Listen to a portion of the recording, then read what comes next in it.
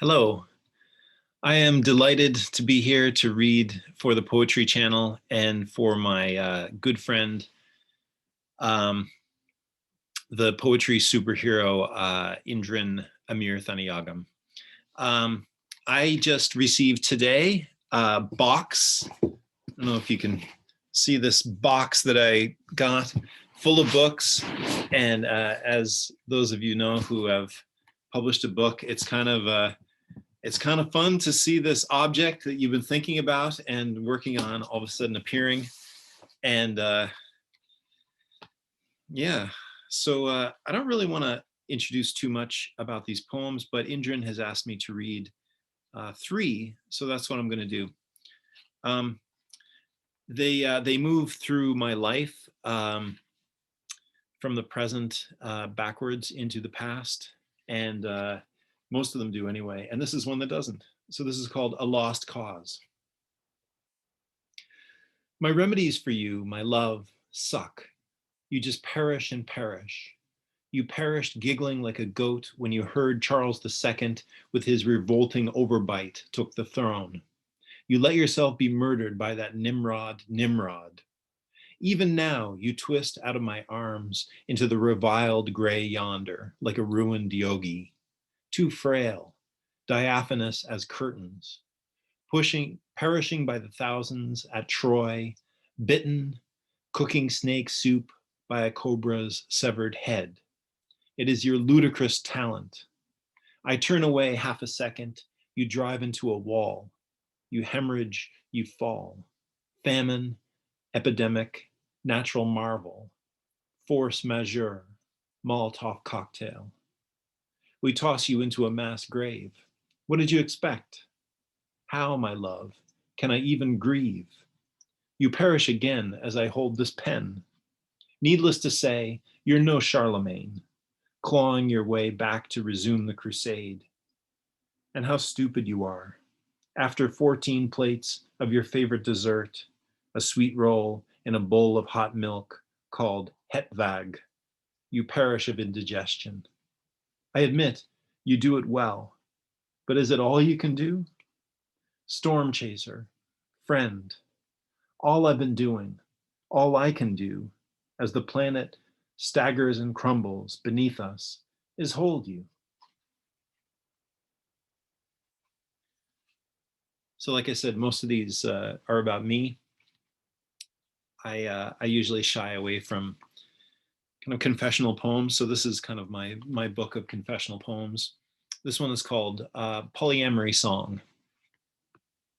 At 30, divorced, feeling geriatric, I dated Natalie, very pretty, fun, 19. I, not handsome, felt lucky. We had polyamorous friends, so Nat and I gave it a try. Bad idea. She could smoke a joint, fall into bed with a woman or man, never think of it again. I wanted that. To be as chill as Leonard Cohen, who didn't want to talk of love or chains and things we can't untie. But chains braced me, and I liked Nat. I slept around, yes, but imagining Nat naked with another twisted me. She'd gladly spill every detail. I listened, trying to be cool, my eyes sub-zero spotlights on her face, nervous and still as a squirrel. Later, alone, I lay in bed. Angst flew in the window, circling, flapping its wings. Picturing Nat with some faceless jackhammer of a dude, I pulled the blanket over me. I can do polyamory, I thought, almost weeping. People do it. I'll just figure it out, like a trick pilot.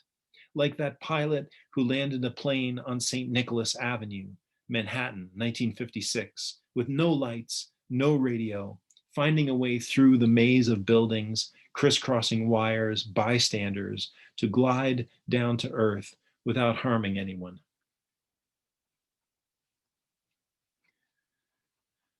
When I was writing this book, I was inspired by something that Darwish, the poet Darwish, said: extreme clarity is a mystery. I've been trying to be extremely clear, like biblically clear, without obfuscation and without confusing the reader.